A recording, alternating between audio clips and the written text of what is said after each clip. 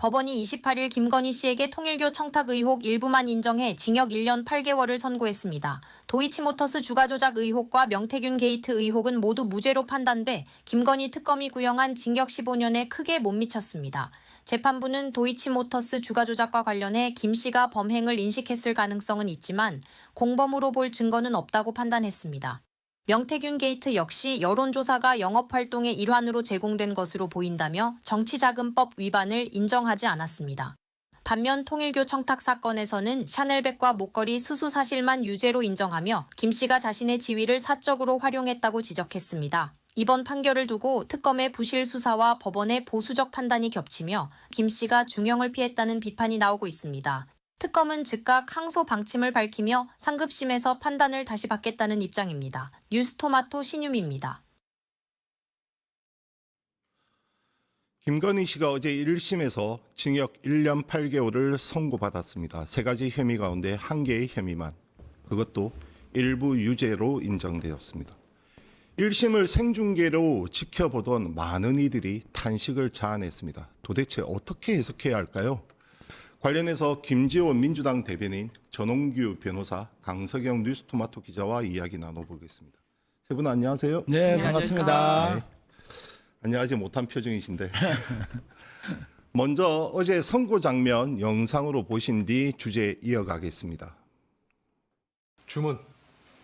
피고인을 징역 1년 8월에 처한다. 압수된 그라프 목걸이 1개를 몰수한다. 피고인으로부터 1281만 5천 원을 추징한다.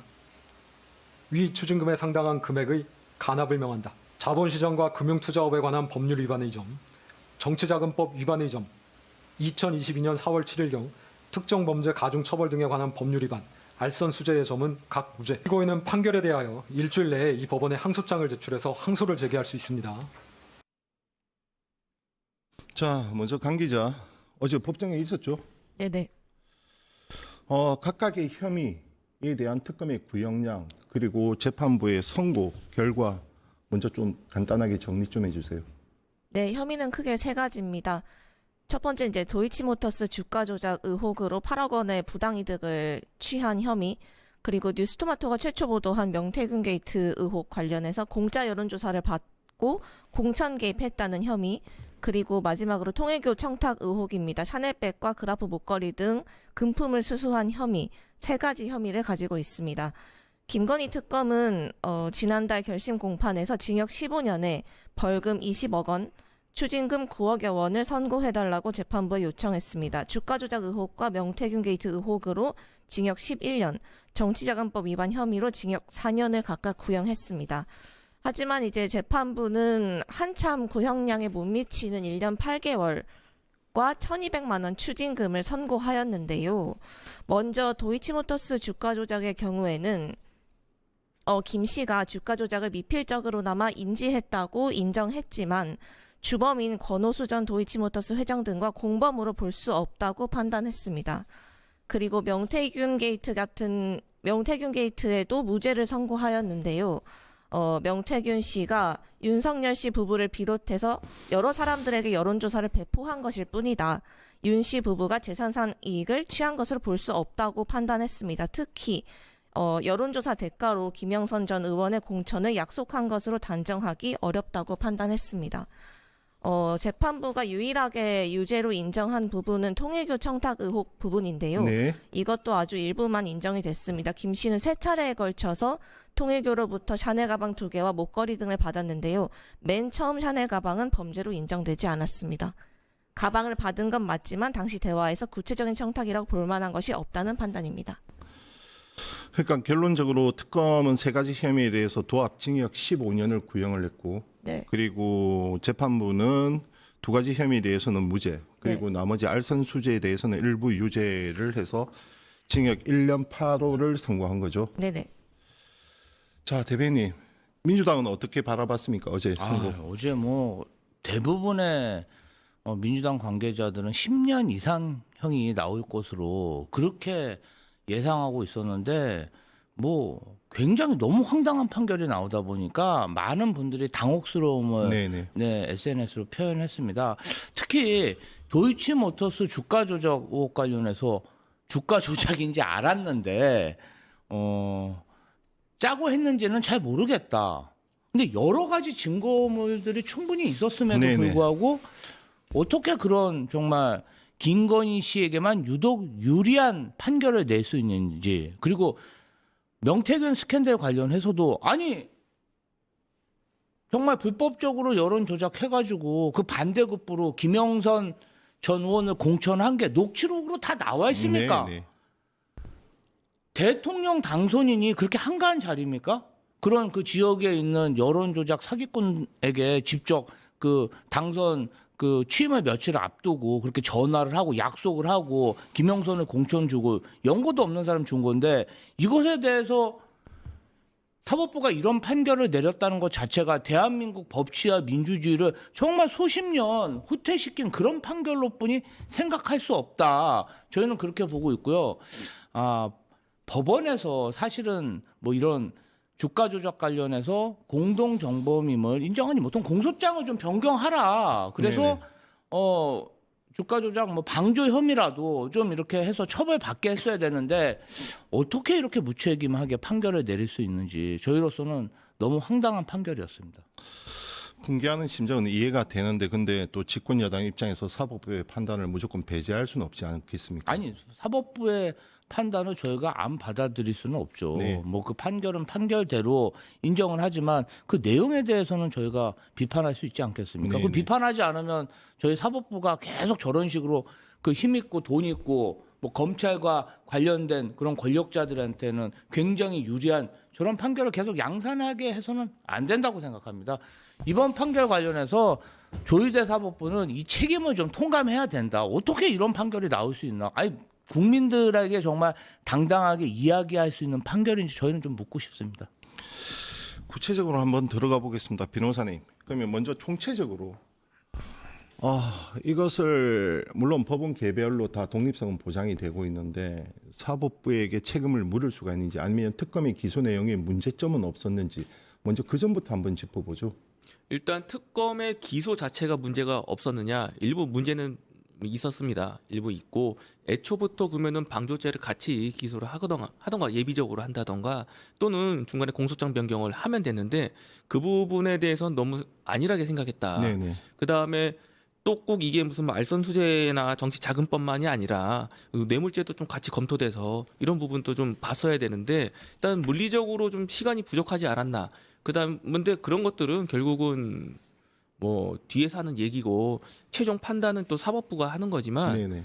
이 사법부에 대한 신뢰, 게다가 사법부에서는 각 독립성이 있으니까 재판부마다 자기가 뭐 판단을 하겠지만 일률적으로 가는 큰 흐름은 비슷해야 되거든요. 네네. 어떤 판사를 만나냐에 따라서 나의 재판 결과가 달라질 수 있다라는 것이 국민들에게 인식이 된다면 더 이상 사법부는 신뢰받지 못하고 사법 시스템 자체가 망가지는 것이거든요. 지금은 국민들이 어떻게 생각하느냐? 당연히 사법부를 신뢰하지 못한다.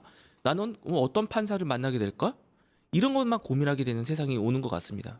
어제 선고 이전에는 선고를 어떻게 예상을 했었고 법 쪽에 좀 지켜보는 중론들은 어땠습니까? 대략적으로 그래도 한 5년에서 한 8년 정도 사이 나오지 않을까라고 보통들 많이 생각을 했던 것 같고요. 법 쪽에서도 당연히 그 정도는 생각을 하고 있었던 것 같습니다.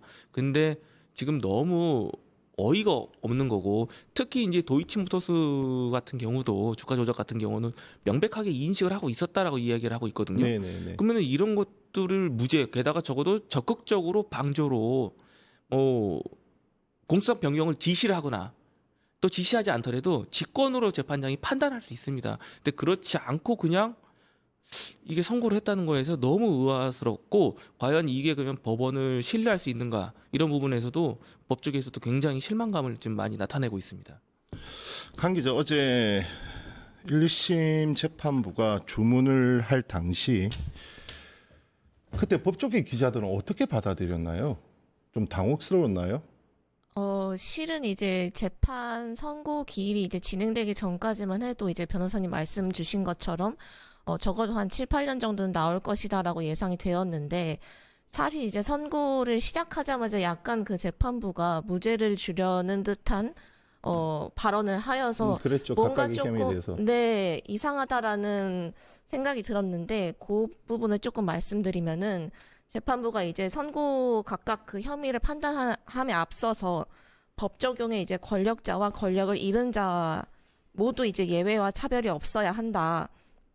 그리고 무죄 추정 금지 원칙이 이제 피고인 이익에 따라서 그런 원칙도 다르게 이제 나눠서 적용될 수 없다. 모두가 이제 공정한 재판을 받아야 하고 본인의 이제 증거주의에 따라서 판단했다라고 말을 하였는데 이것부터 약간 무죄를 주려고 한다라는 눈치가 조금 보이긴 하였습니다. 그때 특검하고 김건희 씨의 표정은 어땠습니까?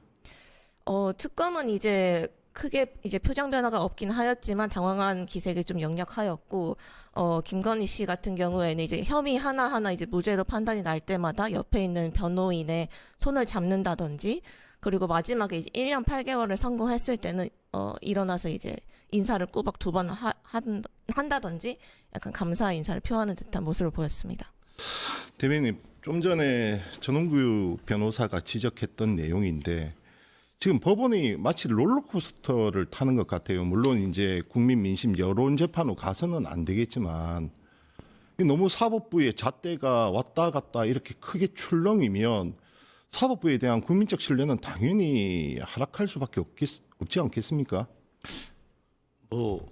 재판부 자체가 독립돼 있기 때문에 네. 물론 내란 재판부와 지금 우인성 재판부는 뭐 분리가 돼 있는 게 맞고 네네네. 지금 김건희에 대한 재판 자체가 이제 내란 재판은 아닙니다. 그렇죠. 그럼에도 불구하고 김건희가 저지른 그 범죄 혐의 자체가 굉장히 사회에 안 좋은 영향을 주고 법치를 훼손하고 사회 시스템을 망가뜨리는 네네. 그러한 범죄 혐의들입니다. 아니 그 고관 대작의 배우자라고 해서 그러니까 상식적으로 그런 검사의 배우자 뭐 이런 사람들이 그런 주가 조작범들하고 대통령이 돼서도 어울려 다닌 거 아닙니까? 네네. 뭐 연락도 하고 수시로 통화도 하고 그러면 이 사람들은요 어떻게 보면은 굉장히 대한민국의 어떤 주가 시장 전체에도 굉장히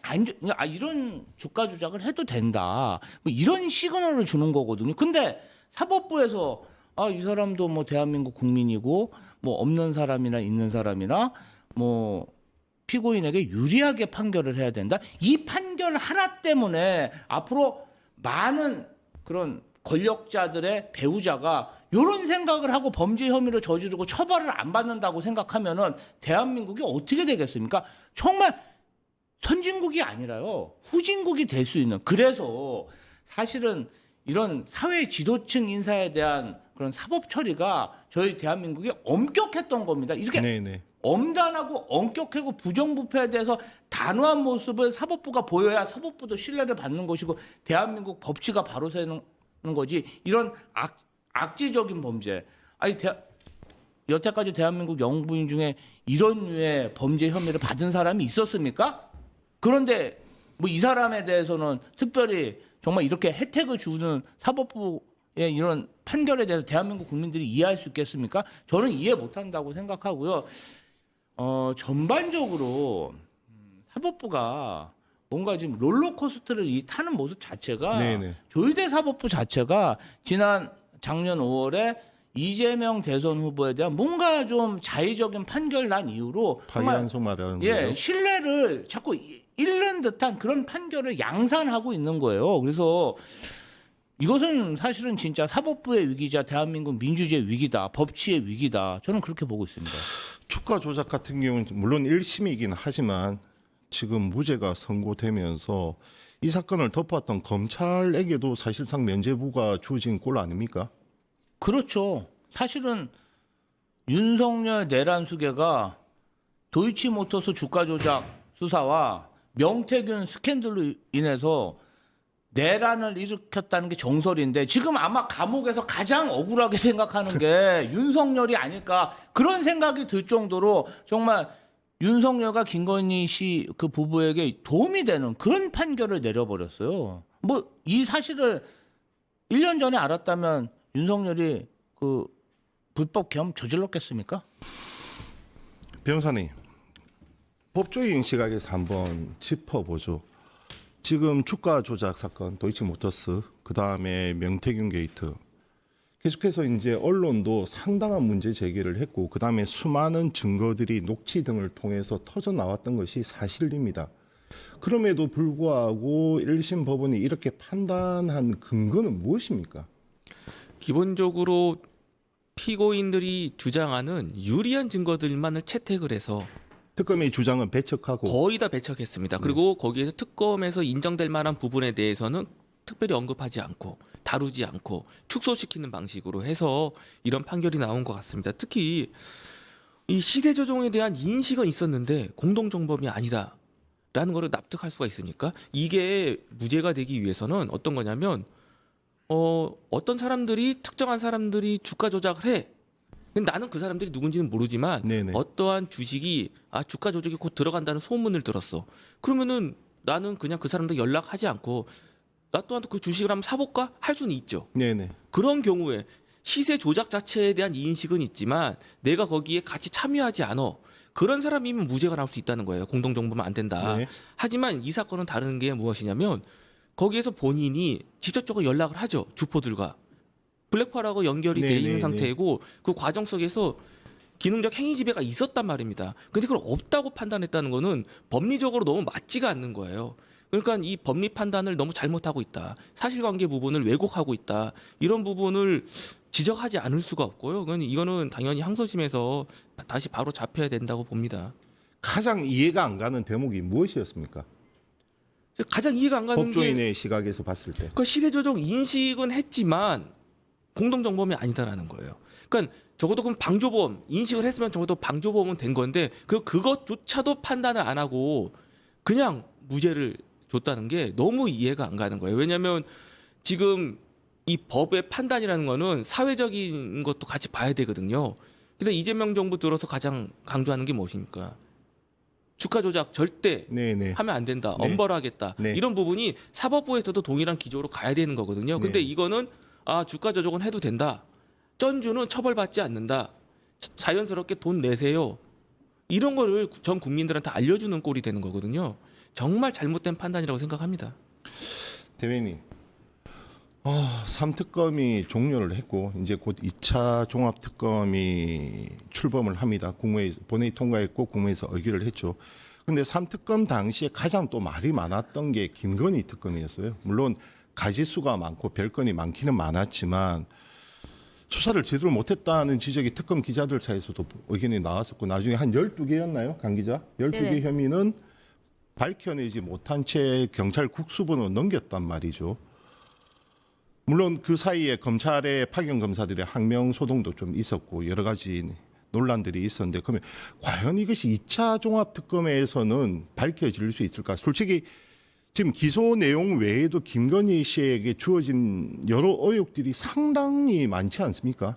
일단은 뭐 양평 고속도로 네. 노선 변경 관련된 건도 그렇고 지금 이번에 샤넬백 그라프 목걸이 이것도 알선수재가 웬 말입니까? 저는 뇌물죄가 적용돼야 된다고 생각하고 이번에 뭐 좀 금액이 큰 샤넬백은 뇌물로 인정하고 금액이 작은 샤넬백은 뭐 그냥 통상적으로 준 것 같다 이렇게 판결해서 아예 뇌물의 혐의에서 샤넬백 하나 빼버렸어요. 이제 이런 것들에 대해서 다시 저는 수사가 진행돼야 된다고 생각하는데 특검이 완벽한 수사 체계는 아니죠. 왜냐하면 이 특검이라는 게 임시적으로 모인 그렇죠. 조직 네. 체계다 보니까 이 임시적으로 모인 그 구성원들이 또 검찰 수사관들이 대부분입니다. 그러면 이 검찰 수사관과 정말 20년, 30년 유착된 게 윤석열, 김건희 부부의 그런 검찰 카르텔 아니겠습니까?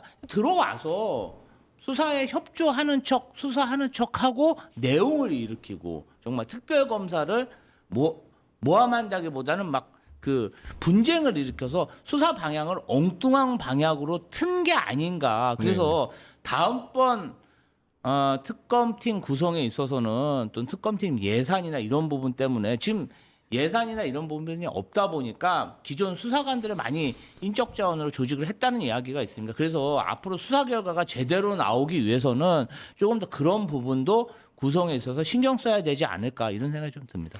변호사님 의견은 어떻습니까? 비슷합니다. 근데 일단 진짜 샤넬백도 진짜 어이가 없거든요. 네네. 그냥 뭐 처음부터 우리가 뇌물을 주거나 할 때 어떤 목적을 가지고 있다고 해서 다 말을 하진 않지 않습니까? 친해지는 과정이 필요할 수 있고 그러니까 처음에는 그냥 아무런 이야기 없이 하나 줬다가 그 다음번에 또 주면서 이제 목적을 얘기하는 경우도 있거든요. 근데 이런 것을 대가가 아무 없이 받았으니까 죄가 아니다라고 얘기하는 거는 과연 김건희가 아니라 일반적인 대한민국에 있는 모든 공무원들이 비슷한 일을 했을 때 바로 그 지점입니다. 네. 과연 이런 처벌을 받았을까요? 아닙니다. 뇌물죄는 그리고 형량이 엄청나게 셉니다. 뇌물이 만약에 1억이 넘어가면 뭐 기본이 무조건 5년 이상형입니다. 엄청나게 센데 이걸 갖다가 오히려 뇌물죄로 가지 않고 한 부분에 대해서는 이제 특검이 좀 비판을 받아야 될 부분입니다. 그러니까 이게 뇌물이나 아니면 제3자 뇌물 적용은 어려웠습니까? 왜 이것이 알선수재에 뭐 적용이 됐을까요? 저도 이제 내부적으로 좀 알아보고 했을 때는 이제 특검의 역량이 그렇게 지금 높진 않았던 것 같습니다. 그러다가 뭐 하여튼 물리적인 부분에서도 굉장히 좀 힘들었고 거기다가 일반적인 공무원들이나 뭐 이런 범죄였다면은 그분들이 피의자들이 어느 정도 되면 자백도 하고 하는데 지금 윤석열 김건희는 뭐 자백은 절대 없죠. 본인들은 어떻게 가지고 있었던 권력을 행사해서 그 지위를 행사해서 계속 부인만 하고 있기 때문에 수사가 굉장히 어려웠다는 점은 있습니다. 그런 부분까지도 고려를 한다면 과연 뭐 특검을 무조건 뭐 비판만 할 필요는 없다. 왜냐면은 최대한 인정될 수 있는 부분을 일단 가겠다라고 한 것 같은데 그것도 실패했기 때문에 그 부분에 대해서는 또 비판을 받아야 되긴 합니다. 변호사님, 저희가 이제 벌써 2년 전으로 거슬러 올라갔는데 명태균 게이트를 저희가 최초 보도하고 추적 보도를 했었는데 제가 그때 지휘하던 국장 입장에서 보면 핵심은 그거였거든요. 명태균이라는 사람이 김종인, 이준석과 한 몸이었고 그 다음에 조작된 여론조사를 통해서 대선 경선판을 흔들었단 말이에요. 때문에 그 피해가 홍준표 당시 후보한테 갔었고 홍준표 시장도 그 부분에 대해서는 뭐 엄청나게 얘기를 해왔지 않습니까? 그리고 그것에 대한 대가가 김영선이었단 말이죠. 그렇죠. 이것이 거기에다가 지시하는 내용까지 당시 공관위원장한테 지시한 내용까지 녹취를 통해서 다 드러났는데 이것조차 지금 무죄가 났다는 것은 뭐 물론 뭐 사법부 판단은 존중해야 된다고 하겠지만 저희도 쭉 관찰하고 추적해온 입장에서는 도저히 납득이 되질 않습니다. 그러니까 이 명태균 스캔들 이 범죄 혐의 자체만 해도 대한민국의 민주주의를 정말 뒤흔드는 엄청난 스캔들이거든요. 근데 이 사건에 대해서 아니 그냥 여론조사 업자가 여론조사 해가지고 영업하고 다닌 게 뭐가 죄가 되냐. 뭐 그리고 인간성도 안 보인다. 그래서 그냥 저는요 이 판결문 자체가 굉장히 성의 없는 판결문이라고 생각을 해요. 그러면 앞으로 여론 조작하는 사기꾼들이 전국을 돌아다니면서 여론 조작하고 언론에 내고 이렇게 해갖고 부정하게 그 당선인들 만든 다음에 그 사람들 일가 친척도 전부 다 취직해주고 그 다음에 그 공직에 있는 월급 반으로 쪼개가지고 나눠 가지면 그게 합법이란 얘기 아닙니까? 그러니까 우인성 판사 자체가 이런 선거에 대한 이해나 민주주의에 대한 이해가 있는지조차 저는 궁금하고요. 왜 그 당시 많은 국민들이 뉴스토마토에서 나온 그 단독 보도에 열광했겠어요. 그게 정말 대한민국의 근간을 흔드는 민주주의를 파괴하는 나쁜 행위라고 대한민국 국민들은 다 아는데 어떻게 해서 우리 사법부 판사들만 그것을 모르느냐 이거야. 이 판결이라는 게 법이라는 게 우리 국민 실생활이나 상식에 동떨어진 그들만의 리그입니까? 저는 그렇게 생각하지 않습니다. 판결도 국민 상식에 부합해야 되는데 대한민국 국민들은 다 그게 비상식이라고 생각하고 심지어 윤석열도 그게 이거 내가 정말 큰일 날 짓을 했구나. 이래서 계엄까지 저질렀는데 아무 일도 아니라고 지금 판결을 한 거예요. 이것에 대해서 비판하지 않을 수가 없습니다. 명태균을 매개로 한 윤석열, 김건희의 불법적인 공천 개입은 사실 김영선뿐만이 아니었습니다. 나중에 김상민도 있었고 그 다음에 박완수 그리고 저 강원 김진태 등등입니다. 저희는 보도를 했고요. 그 내용에 대해서는 당사자가 이 방송을 보시면 저를 고소 고발해도 괜찮습니다. 이 말씀 남기고요. 자, 어제 선고 내용에 대해서 그러면 특검하고 김건희 씨 입장은 어떻습니까? 각각 항소를 하겠다는 입장입니까? 네, 각자 항소의 뜻을 밝혔고 이제 특검은 특히 이제 굉장히 법원 판단에서 매우 미흡하다, 뭐 상식적으로 납득하기 어렵다라고 분개하는 모습을 보였습니다. 김건희 씨 측도 김 씨는 뭐라고 했습니까? 네, 항소 뜻을 밝혔고요. 그런데 이제 특히 특검을 향해서 항소를 포기하라. 대장동 사건처럼 뭐 그런 발언을 남기기도 하였습니다. 거의 뭐 김건희 씨 변호인단의 압승으로 봐야 되는 거죠. 어제 1심 선고는. 그렇죠. 변호인단의 입장에서는 뭐 아주 선방한 거고, 왜냐하면 인정된 부분, 그 일부 유죄 부분은 빠져나오기 너무 어려웠잖아요. 사실상 너무 명백한 증거와 이런 것들이 있었기 때문에. 근데도 원래는 그 변호인단들이 이 선고 전에 이건 무조건 무죄다, 전부 무죄다. 특히 뭐 도이치모터스 관련돼서는 완전 뭐 무조건 무죄다라고 뭐 외치고 다녔긴 했습니다. 그런 부분에서 특검이 조금 더 대비를 하지 못한 부분이 좀 아쉽습니다. 변호사님, 그러면 이번 1심 선고가 곧 재판을 앞두고 있는 오세훈 서울시장, 이 역시 명태균 게이트에서 출발을 하는데 거기에도 영향을 미칠 걸로 보이십니까? 미칠 수밖에 없죠. 왜냐하면 재판장이 다르다 하더라도 뭐 일단 앞서서 유사한 사실관계를 공유하고 있는 이 재판에서 이러한 것들은 죄가 안 돼, 명태균은 죄가 없어 라고 판단을 해버렸는데, 이거를 무시하고 그건 죄가 돼, 당연히 죄가 되는 거야 라고 판단하기에는 굉장히 부담스럽죠. 그러니까 어떤 판단을 하더라도 다음에 오는 재판부에서는 부담감을 가질 수밖에 없고, 만약 유죄로 판단을 하게 되려면은 그 논리 구성이라든지 이런 부분에서 차이점들을 명백하게 만들어야 되거든요. 네네. 그러려면은 당연히 검찰에서 그런 논리 구성을 제대로 해서 주장을 해줘야 됩니다. 근데 그게 안 된다면 당연히 재판부는 자기 스스로 그런 논리를 만들어서까지 유죄를 과연 줄까? 그렇지는 않을 거라 생각합니다. 강 기자, 그 김 씨에게 남은 추가 기소도 있죠?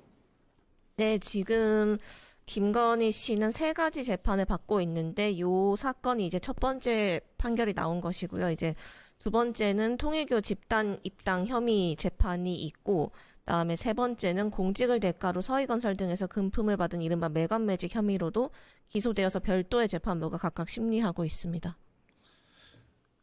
대변인 바쁘신다고 먼저 일어나셔도 괜찮습니다. 예. 오늘 너무 초대해 주셔서 반갑습니다. 아예 아닙니다. 감사합니다. 예. 네. 예. 지금 회의가 예정돼 있어서 대변인님은 먼저 일어나겠습니다. 어제 판결, 어제 선고 또 두 사람에 대한 선고가 추가로 있었죠. 그 내용 한번 마지막으로 살펴보죠. 네, 법원에서 처음으로 이제 정규 유착 사법 판단이 나왔는데요. 김건희 씨와 권성동 국민의힘 의원에게 금품을 제공하고 통일교 현안을 청탁한 윤영호 전 통일교 세계본부장은 징역 1년 2개월을 선고받았습니다. 그리고 그 금품 1억 원을 윤영호 전 본부장으로부터 금품 1억 원을 받은 권성동 의원은 징역 2년을 선고받았습니다. 변호사님, 이 판결은 어떻게 해석해야 됩니까? 정교 유착을 사법부가 인정을 했다고 봐야 되나요? 일단은 인정을 한 것이죠. 왜냐하면은 한학자의 승인을 받은 것으로 본다. 즉 이 부분에서는 좀 제대로 판단을 한 것 같긴 합니다. 뭐 계속 통일교에서는 우리가 지시한 것이 아니고 개인의 일탈이다라고 주장을 했지만, 결국은 이러한 범죄의 내용은 위에서 특정한 지시만 내리고 그냥 이렇게 한번 해봐라는 정도의 수준이면 된다는 거죠. 그러면 아주 능동적으로 그 밑에서 행위하는 자들이 알아서 했다 하더라도 그거는 곧 유죄가 된다라는 것을, 그래서 이 부분은 뭐 특별히 뭐 문제가 될 거는 없다고 보고요. 그래서 그런 부분에서 형량도 뭐 적절하게 나온 것 같습니다. 네, 2심 두 눈 뜨고 한번 지켜보겠습니다. 지금까지 전원규 변호사, 강석영 뉴스토마토 기자였습니다. 두 분 감사합니다. 감사합니다. 감사합니다. 유튜브 구독하고 실시간 채팅과 댓글을 남기시면 매일매일 실천 TTCO를 드립니다. 참여 방법은 통통물 어플을 다운로드하고 회원가입과 로그인을 해주세요. 마이페이지에서 나의 회원 고유 번호를 복사해주세요. 유튜브 구독 후 실시간 채팅이나 댓글창에 고유 번호를 한 번만 입력하면 준비 끝! 지금 유튜브 채팅과 댓글 쓰기 참여하고 7000TTCO 받아가세요.